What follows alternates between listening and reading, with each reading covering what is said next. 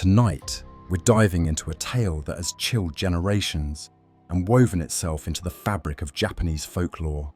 It's a story of betrayal, spectral vengeance, and a curse that transcends time. The legend of Oiwa, or as it's more formally known, the Yotsuya Kaidan. This very story is considered the grandmother of modern J-horror, the deep, dark well from which terrifying figures like Sadako Yamamura were drawn. Join me, and let's explore the haunting echoes of a love turned to darkest hate. Our journey begins in a quieter time, in the heart of Edo-era Japan, a sprawling, bustling city that's still centuries away from becoming modern Tokyo.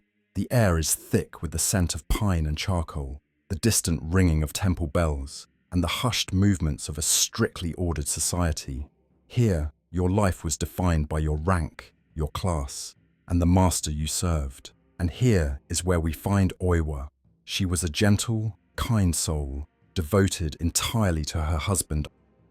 Their home was modest, a small sanctuary against the rigid world outside, shared only with Oiwa's devoted servant Kohei, a young boy whose quiet presence was Oiwa's sole comfort in an increasingly lonely life.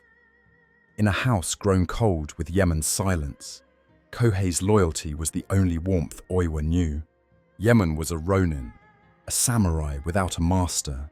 In a society where status was everything, being ronin meant being adrift, a warrior with skills but no standing, a man of pride forced to live in poverty. They were not as wealthy or as powerful as he claimed he was destined to be. Oiwa, unaware of her husband's true nature, remained devoted to him. Far from a fallen hero, Yemen was a schemer who saw people, not principles, as stepping stones. And now, with Oiwa by his side, he saw not a wife, but another obstacle to discard. This is the pressure cooker that starts our story. A kind and loyal woman, and lurking unseen in the shadows was the true threat, Yemen's twisted ambition. Yemen, restless and perhaps a little too easily swayed, found himself increasingly drawn to another. A young woman from a wealthy family called Ume had developed a rather strong affection for him. Then her family began to scheme. Her father was a wealthy doctor, and he made a deal with Yemen that if he married his daughter Ume, he would reward him with great wealth. They saw Oiwa as an impediment, a barrier to a more advantageous match. For a time, he wrestled with his conscience. There were nights when he sat awake beside Oiwa's quiet form, watching the lantern light tremble across her sleeping face. In those fragile moments, something human flickered within him. But whatever it was quickly swallowed by the gnawing bitterness of his own social status. Every kind word from her felt like a reminder of how far he had fallen, how stuck he had become. And so, a sinister plot began to unfold, not with swords or open conflict, but with something far more insidious. A slow-acting, unseen peril, disguised as a gesture of kindness. A certain medicine was offered to Oiwa, intended to help her in some minor ailments. Little did she know this wasn't medicine at all, but something far more malevolent, designed to change her appearance and, in doing so, break the bonds of her marriage. Oiwa, trusting and completely unsuspecting, consumed the offered preparation. She believed it was a tonic, a kindness meant to aid her. But what followed was a profound and sorrowful transformation that moved not with the speed of fever, but with the insidious pace of a slow, creeping corruption.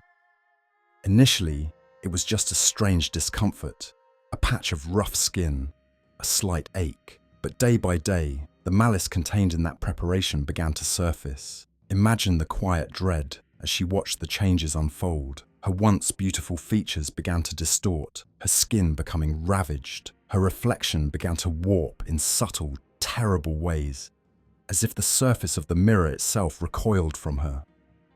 And then, most devastatingly, her lustrous, long hair began to fall away in clumps, tangling in her fingers and floating like dead eels in her basin. From that moment, she felt as though her very soul were slipping from her body. In Japanese tradition, a woman's hair was her pride, her spirit made visible. The horror wasn't in the speed, but in the certainty. Oiwa could only watch in the reflective surface of a basin as the face she knew, the face Yemen had sworn to love, became something almost unrecognizable. Imagine the confusion, the despair, and the terrible realization that this was not a simple ailment, but an act of deliberate, calculated wickedness aimed at destroying her very being. Yemen, that restless, ambitious man, now had the perfect pretext to distance himself. He saw not a suffering wife in need of comfort, but a convenient and grotesque obstacle removed. He began to feign disgust, using her altered appearance to validate the cruel designs of Ume's family and to justify his own cold indifference. With Oiwa's appearance altered and her spirit shattered by this relentless psychological assault, Yemen's true, selfish nature was finally revealed. The quiet understanding between them had dissolved, replaced by a chilling contempt. The man she loved saw only an impediment gone, a path cleared for his own selfish desires. Yemen's growing callousness became unbearable for Oiwa. One day, a terrible accident occurred, a final, tragic moment that brought an end to her earthly suffering. The specifics of her departure from this world are recounted in various ways, but all agree it was a moment steeped in profound sorrow and desperation. Sources say one of the doctor's family servants told the truth to Oiwa. Enraged, she grabbed a sword and lunged towards the servant and accidentally punctures her own throat with the sword's tip in the struggle. As she lies seeing her life fading, she curses Yemen's name. Kohei, Oiwa's servant, saw her unalived body and went to confront Yemen. Yemen lured Kohei to a riverbank under false pretenses and struck him down. To hide both bodies, he bound Oiwa and Kohei to a heavy wooden door, weighted it with stones, and sank them into the Sumida River. The door became their shared coffin, a silent tomb drifting beneath Edo's indifferent waters. Not long after the murders, he quickly married his new wife Ume, and his new life began, but it was far from the peaceful existence he had envisioned. Soon after his wedding to Ume, strange occurrences began. Shadows danced at the edges of his vision. Whispers seemed to echo when no one was near. The face of Oiwa, distorted and sorrowful, began to manifest in the most unexpected places. It appeared in lanterns, in the ripples of water, in the very fabric of his surroundings. Imagine trying to escape a reflection that constantly reminded you of your deepest transgression. Sleep offered no respite, as restless dreams brought terrifying visions. Yemen tried to rationalize it, to dismiss it as guilt or exhaustion, but the manifestations grew more vivid, more insistent. The presence was undeniable, and it was becoming clear that Oiwa, though no longer among the living, was far from gone. The spectral presence of Oiwa wasn't just a visual torment. She began to influence the world around Yemen. Accidents, strange misfortunes, and an ever-present sense of dread began to plague him. His once calculating mind started to unravel.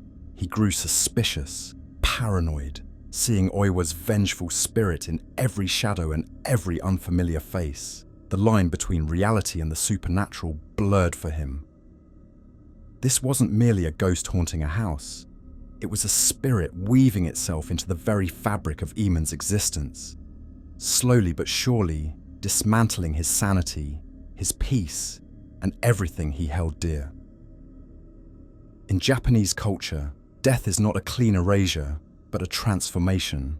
Strong emotions such as desire and resentment cling like smoke to the soul, binding it to the realm of the living. Oiwa's spirit became what the Japanese call an onryo, a ghost who seeks vengeance. She was not a demon, but the embodiment of imbalance.